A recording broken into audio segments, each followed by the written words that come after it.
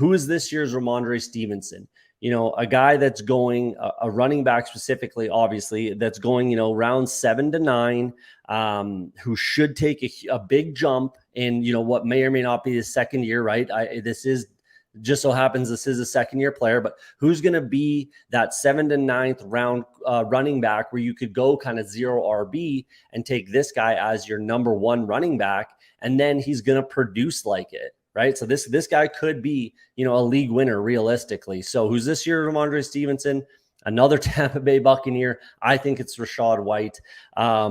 He should be able to, he had like 129, I think, carries last year. He should be able to, at the very least, get up to about 210 carries, which is where Rhamondre was last year.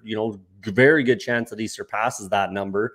And he just needs to be a little bit more efficient. He averaged 3.7 yards per carry. And then if you look at, who's now off the team, Leonard Fournette, who was even less efficient, he averaged 3.5 yards per carry, but he also had 73 receptions.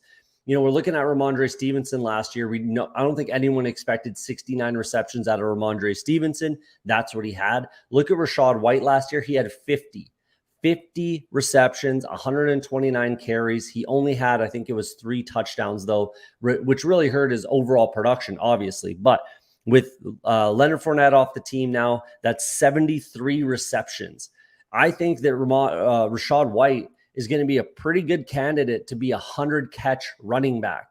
I don't know when the last time we saw that was. Probably CMC. Matt Forte did it one time in his career. I'm sure Christian McCaffrey did it at least once or twice in his career. But I think that that's genuinely on the table for Rachaad White. And I think, 1,500 total scrimmage yards is really not out of the question whatsoever. He just needs to get a little more efficient in the running game and then score more touchdowns.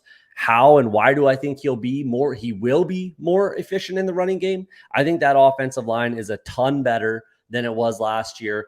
Matt Feiler comes in, Ryan Jensen comes back from a season-ending injury, and then they draft Cody Mauch in the second round of the NFL draft this year. So it's kind of a rebuilt offensive line, retooled, if you will. Again, a guy coming back, they draft a guy, things like that. So it's going to be retooled. It should be more efficient, should open up some running lanes for Rachaad White. And then the catches are going to be there kind of regardless. He's definitely going to gobble up everything from Leonard Fournette, unless you think, Chase Edmonds is coming in and taking carries away, or I guess more likely receptions, third down work away from Rachaad White, which I really don't see.